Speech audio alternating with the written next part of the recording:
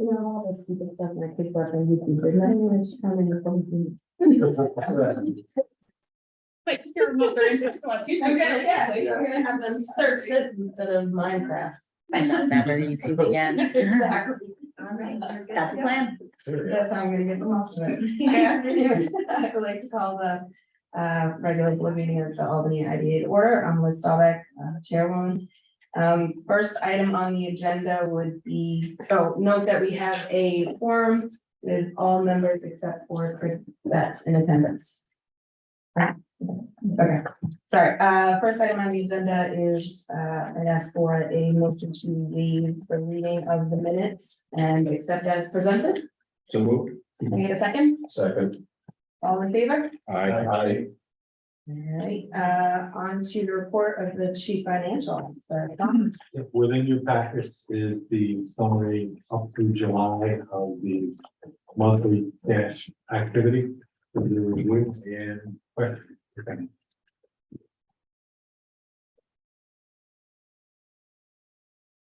Any questions? I know Sarah provided more of an update at the finance committee for some of the discrepancies from more time of everything else covered.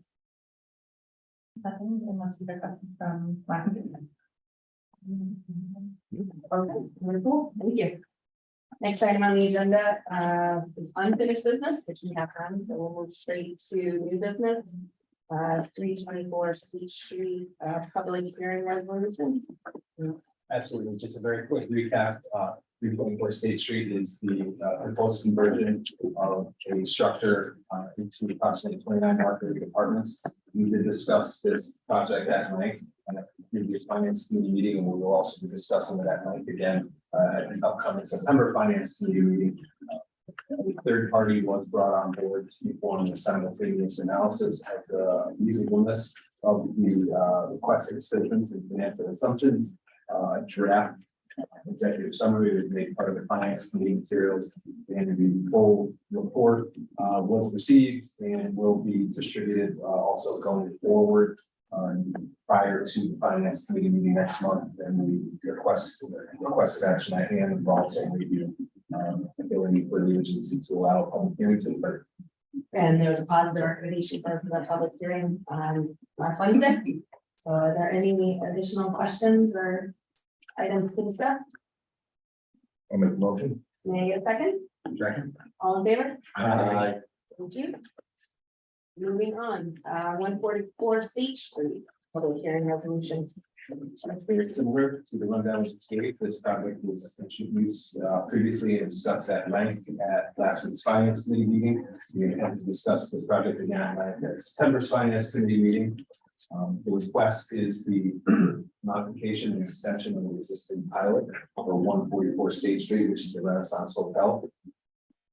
Similar to the previous project, a third-party consultant was brought on board to perform the simultaneous analysis of the developer's financial assumptions and the reasonableness of the requested assistance. A draft executive summary of that was made part of the materials last week, and we did just receive the draft full report last night, which we will be reviewing and distributing as part of the materials for next year. Again, the positive recommendation for the public hearing for last Wednesday. May I get a motion? We make a motion. And second, please. Second. All in favor? Aye. Thank you. Next item on the agenda is 705 Broadway Hotel LLC. Thank you. 705 Broadway Hotel LLC is the currently under construction newly completed Hyatt Place Hotel. You can see from 787. The project was originally approved by the IDA board in August 2022. It involves the construction of a 7-story Hyatt Place Hotel, approximately 110 rooms. The investment was $36.5 million. The request in front of you today is to extend the sales tax exemption certificate, the date of expiration specifically from the date that it just expired on 2 days ago, August 15th, through the end of the year, to give the developer time to purchase any outstanding materials that will be used in the finishing of the hotel. We were able to touch base with the development team this week to get an update. Everything is tracking as planned for the hotel. We're projecting substantial completion at some point in September, with full reservations being taken at some point in early August. I'd underscore again, it's not additional, financial to the project, but it's a big thing. They have the care. Without breakfast, they said it both times. My bad. Any questions? It's a long time coming. I'll make a motion. Okay, may I get a second? Second. All in favor? Aye. All right, 1-2-1-1, we'll start. Happy that How are you? I'm well, thanks. 1211 Motion Avenue, to the development project, it's 103 units, for student housing. The project stalled, it's back on track now. We have replaced our general contractor, put somewhere else new on board. Some of the subcontractors are staying with us, some of them decided to follow a separate path. We are on track, however, finishing the project by the end of July 2024. So we have roughly about 11 months of construction. We have resumed construction for level. We are at the 4th floor right now, with 2 more stories to go. The updated budget picked up a little bit with the delays. It is at 39 million right now. We do not expect any more increases in budget. And we are requesting or asking for extension of sales tax that expired at the end of this year to be extended until July and getting completion. Can you just introduce yourself again? Riyad Akwala, I'm the senior project manager in charge of development and construction in the field for DMG Investments, who is the parent company for 1211 with the non-development. Can you want to go through? Just a brief history of this project. So, this project involved the new construction of approximately 136 market apartment unit mixed use building with also about 1,800 square feet of first floor retail commercial space. It came through, was analyzed and eventually closed with agency assistance in August of 2021. And as Representative Hartley previously alluded to, there's significant delays on site involved with construction, significant issues. As a result of that, the agency did ask and has received monthly updates on the progress. And as part of your materials packet today, specifically as an addendum to the resolution, there is updated project information, including timelines and construction budget information. As there is pointed out to the last project, to request that Dan was not involved in the additional financial assistance that the agency was sent that both the completion date in the documents and also the expiration date of the sales tax exemption.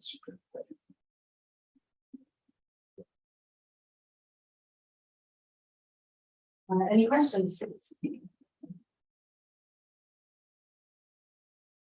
May I get a motion? Second, Second. all in favor? Aye. Thank you.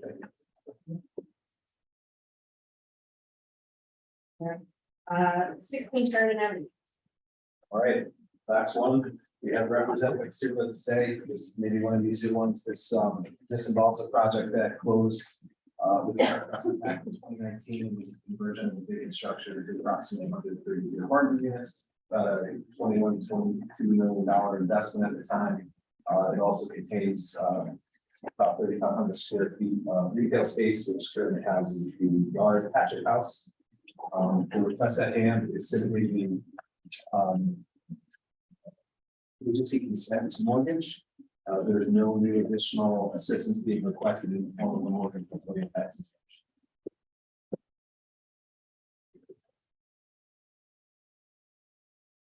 If there's any other questions, we do have Joe Pritchard and Bradford here with us today. Thank you. I make a motion to consent. Okay, may I get a second? Second. All in favor? Aye. Great, thank you. Thanks, Jen.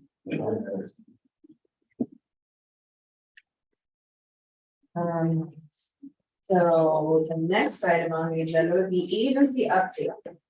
But I want to. Is there an agency update? There for is, Solid? yes, there is an agency update. If it's coming, make sure they sign It it. actually wasn't that. Sorry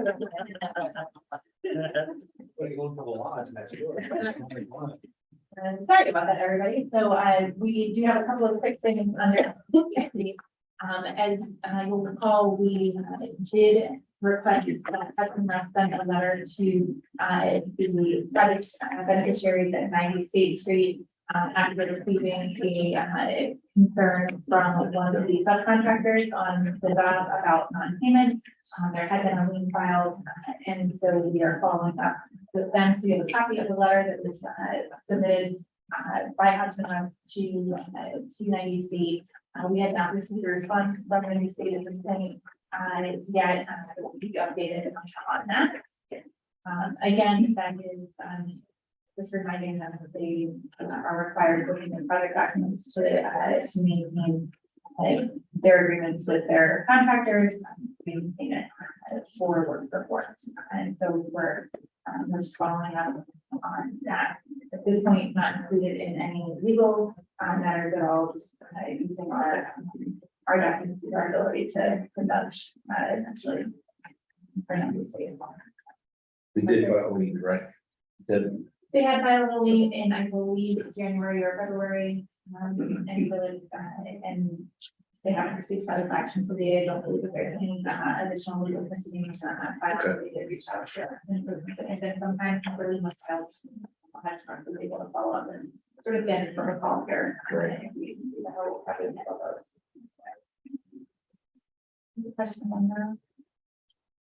All right, and then it is officially budget season here at all of public authorities across New York State, including the IDA and CRC. So we're working through with those. Tom has already got a draft of the agency budget together. Andy and I are working on really trying to understand what project activity is coming through. I will note very early in this exercise at this point, we'll be bringing them to September and certainly by the October deadline for filing.